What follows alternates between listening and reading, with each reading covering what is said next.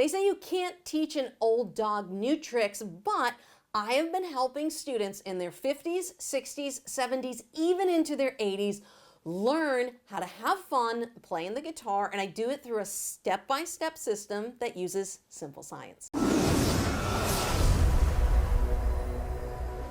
Let's be honest, the best time to learn something is when we were younger because our brain is developing so much faster and it's creating new neural pathways. Now, when we get to about our mid-20s, this starts falling off and we start creating those pathways at a much slower pace.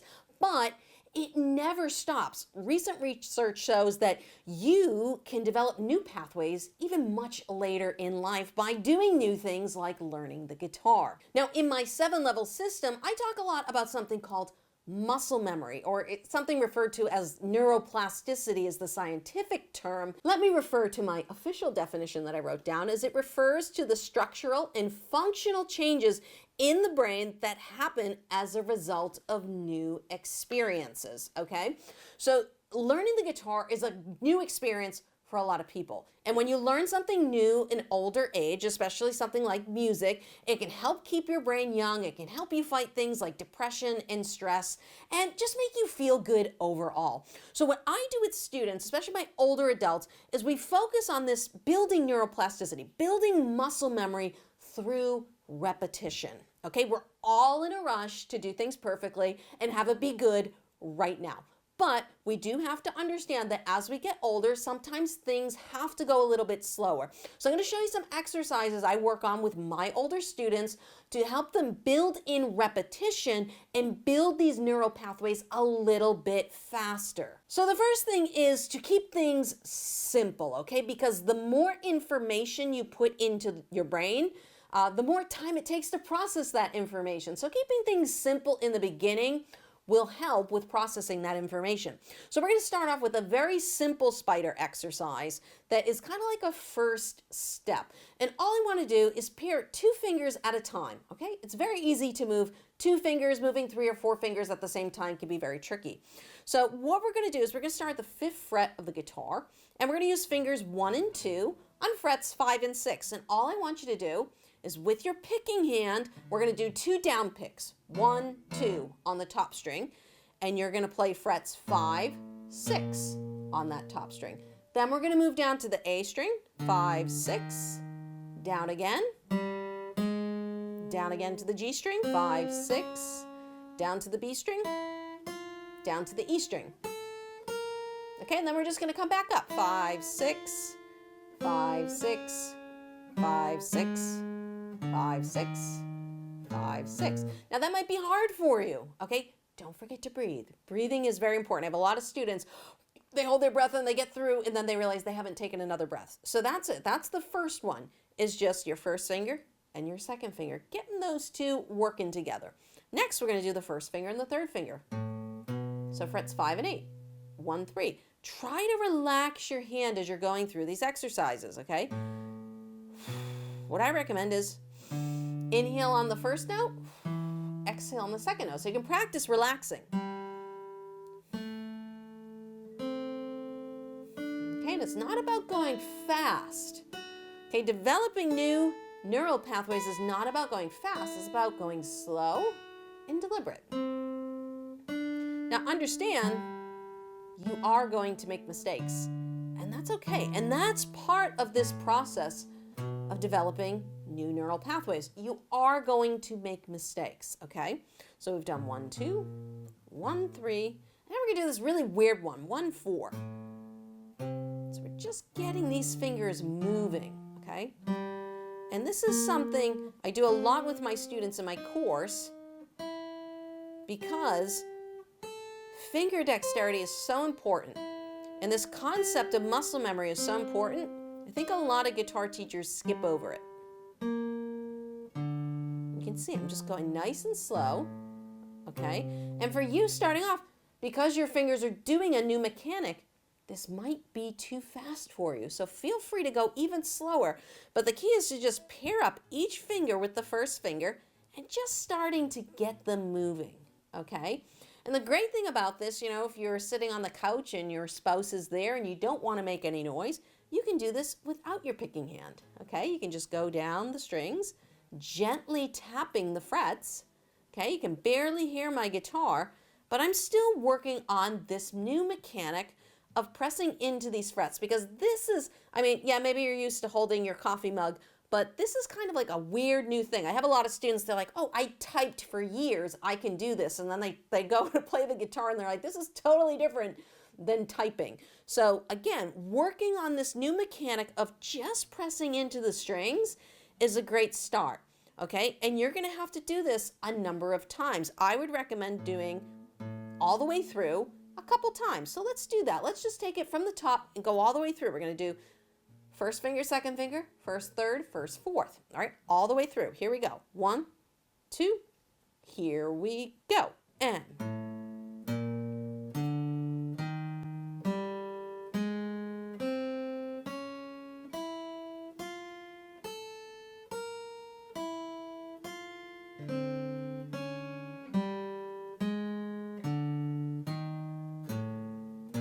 next one. Again, you heard I made a mistake there. I hit another string by accident. Don't stop. Keep going. See, I've been playing guitar for how long and I still make mistakes. It's totally fine. It happens. Okay, here's Pinky.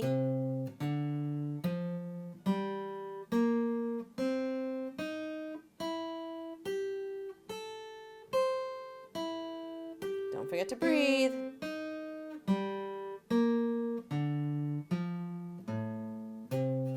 So what are we doing here? We've worked on all the fingers, okay? So now when you go to play chords, hopefully you'll be able to move them around a lot quicker, because that's a big issue that many students have, is they just can't get those chord changes to move fast enough. So this next exercise I'm going to show you is something that really focuses on chord changes and the mechanic and the muscle memory behind chord changes, which is just moving your fingers up and down the strings, okay? So same thing, we're going to start at the 5th fret, G string, okay? And we're going to put all of our fingers in frets 5, 6, 7, 8, okay? If this is too much of a stretch for you, just move it up to 7, 8, 9, and 10. Doesn't matter what frets you're on, just as that's really the distance up and down that counts. All right, so we're all here on the G string, 5, 6, 7, 8, and we're going to take the first finger and just go up to the top string and then to the bottom string. We're mimicking what we do with chord changes, okay? You can do that like 10 times, and then go to the next finger, up and down 10 times. And then you're going to try and do this third finger, and you're going to feel like you don't know what's going on. So usually the third finger is the hardest finger. You may need to assist, and your hand might be so tense and so tight, don't forget to breathe, that you maybe need to hold the other fingers down. That's how hard I used to have to do that. When I first learned this, I'd been playing guitar for many years, and I could not move my third finger like this. I could not do, I used to have to relax my hand down. So what happens for most people is they get here and the finger gets stuck. Breathe, shake the finger out, relax it down, okay? And then same thing for the pinky. Now some people are like, Lauren, I can't reach up to the 6th string. If you can only get to the 5th, that's okay. As your hand relaxes more and you stretch out, you will be able to get to the 6th string. So I always tell people 10 to 20 times per finger. Do not overdo this, because you could get carpal tunnel, okay? So just don't forget, breathe, relax. Never force your fingers, okay? Never force your fingers, just up and down, okay? This is an exercise that I teach in my course, and I have another level that comes after this, but first you gotta get the fingers moving and then go back to your chords, practice your chords, okay? Again, just the repetition of playing your chords. In the beginning, your fingers are going to have no muscle memory for these chords. Remember, we're building new neural pathways, and it's going to take some time. It's not going to happen overnight. So for a lot of you, it's going to be frustrating because you can see visually where you want your fingers to go, and you're going to know, oh, this didn't go to the right spot. That's okay. You can fix it. As long as you keep correcting it, that's okay. One of my favorite quotes is from Bruce Lee, and he says, I'm not scared of the man who's done 10,000 kicks. I'm scared of the man who's done one kick 10,000 times. And this is what I teach students. In the beginning, learn less chords. All right, there are so many chords out there that you can learn. I have students who used to take lessons with other teachers and they'd come in with this giant chord sheet of 20 chords and they're like, oh yeah, my guitar teacher told me to learn all of these. And I always tell people, like, would you be able to remember a 20-digit password or 4-digit password? And obviously the answer is like, well, 4 digits, yeah, I can remember 4 digits. Great, let's work with 4 chords. All right, and the first 4 chords I teach students, I teach them a 2-finger E minor chord, a 2-finger C chord, a 2-finger D chord, and a 2-finger G chord. Lauren, why 2 fingers? Because it's easier to move 2 fingers than 3.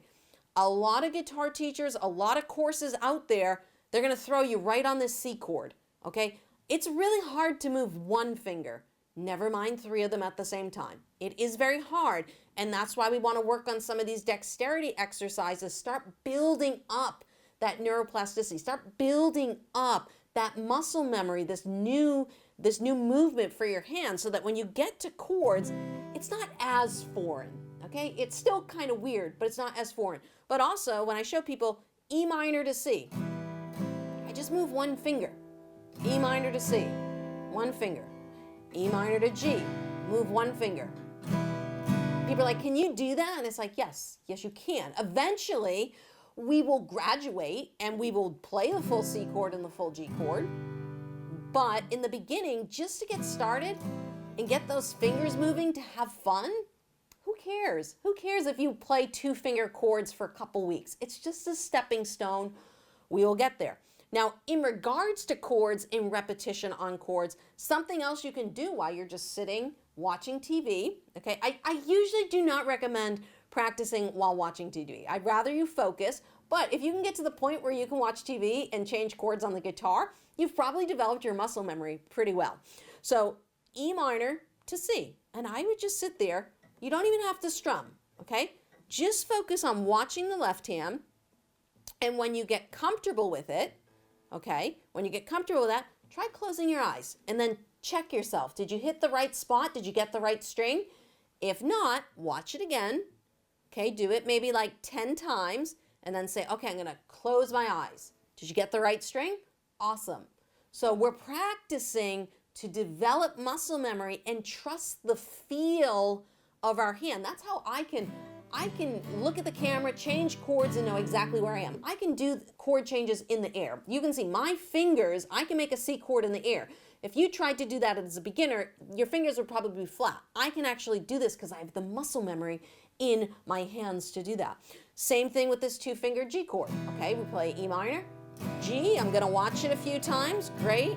Now I'm gonna look away from the guitar, I'm gonna close my eyes, move that finger, did I hit it right? Yes, you did. And that's how you start building your muscle memory. And this is what it is, it's repetition. And then you can start strumming, okay? I'm less concerned in the beginning about the chords sounding correct, because in the beginning, that's what your chords are going to sound like. And that's totally normal. And they'll probably sound like that for 3 to 6 months or 9 months, depending on how quickly you can build this muscle memory. But understand that's normal, okay? And if you're expecting your chords to sound perfect in the first 3 months, you might want to lower your expectations just a little bit. They'll sound pretty good, but they're not going to sound perfect for a little while, just as a note. All right, so you've been practicing just moving your fingers. Now we're going to add strums to it to make sure it sounds good, okay? Rather you work on the mechanics, the movement first, and then we can figure out cleaning up the chords later. Something else you can do, and you can notice I'm doing a lot of things that you can do without needing to strum or play your guitar if you're someplace. I had a student who used to bring his guitar to work with him, and he's like, I used to just do these exercises and not strum, and it was fun. So another thing you can do is you can just sit here. They're kind of called like finger burpees is what I call them, or chord burpees with my students. And you're just trying again to develop the repetition of where is the location of this chord on the guitar, okay? So if I have an E minor chord, I'm going to visually set it. So I'm using visual here, and then I'm going to start slowly lifting my fingers off the strings. I'm only lifting them, maybe like 1/8 of an inch, a few millimeters, and then I'm just pressing the strings back down, okay? As you get comfortable, you can start moving them, maybe 1 centimeter or like, 1/4 inch, 1/2 inch, okay? Then you start moving it 1 inch, a few centimeters. See, I am metric and standard. I can communicate in both languages. That's my science background. For those of you who don't know me, my name is Lauren Bateman, and I don't have a degree in music. Actually, my degrees are in biology and archaeology. I used to work for a pharmaceutical company. So I love science, and that's why I think this is so cool, and that's why I kind of teach with science in the background of what I'm teaching. But you can see here, just by doing this, we are teaching ourselves to move, okay? And here we go. Now I'm taking my hand fully off, and I'm just working on the process. Here's the C chord, all right? And if you're just doing the two-fingered C chord, that's all right. Move two fingers. Again, we are working on repetition. That's the science behind this, is that repetition takes time. And going back to that Bruce Lee quote, you might have to do this 10,000 times for it to finally sit in. You're not going to do it 10 times and all of a sudden you're going to have muscle memory and all these neural pathways are going to develop. No, this is what I recommend to students. Pick 2 chords at a time. So if you're going to do E minor to C, practice those for 1 to 2 minutes. Okay, set up a practice routine, just back and forth, 1 to 2 minutes, great. Move to your next pair, E minor to G, E minor to G, okay? And then E minor to D, E minor to D, okay? Or you move back and forth. 2 chords at a time. Remember, less information, easier for the brain to process. And then what you do is you put it towards a metronome and you try and speed yourself up and make yourself go faster, okay? But in the beginning, again, you need to get the mechanics down, you need to get the muscle memory down, and you need to develop dexterity in your fretting hand. So don't be in a rush to go crazy with your strumming patterns, because the bottom line is if your chord changes are not fast enough, that's going to be what holds you up. If you want to do really cool strumming patterns,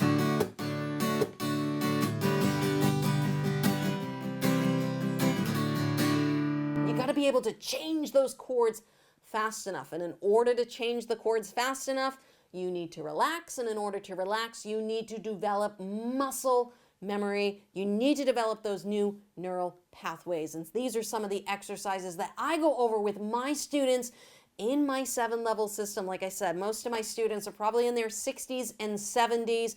And trust me, they are finding success with focusing on finger dexterity and developing muscle memory. They're playing songs. They're doing things they never thought possible. They had tried learning guitar on their own before. They had taken lessons with other guitar teachers and weren't successful. And they just said, you know, the slower pace of your lessons is really helping me. I love the structure. I love the step-by-step method, being this is step 1, this is step 2, this is step 3. It's called the 7-level system. And there's 7 levels you go through, kind of like martial arts, where you start with the white belt, then you get the yellow belt, the orange belt, all the way up to black belt.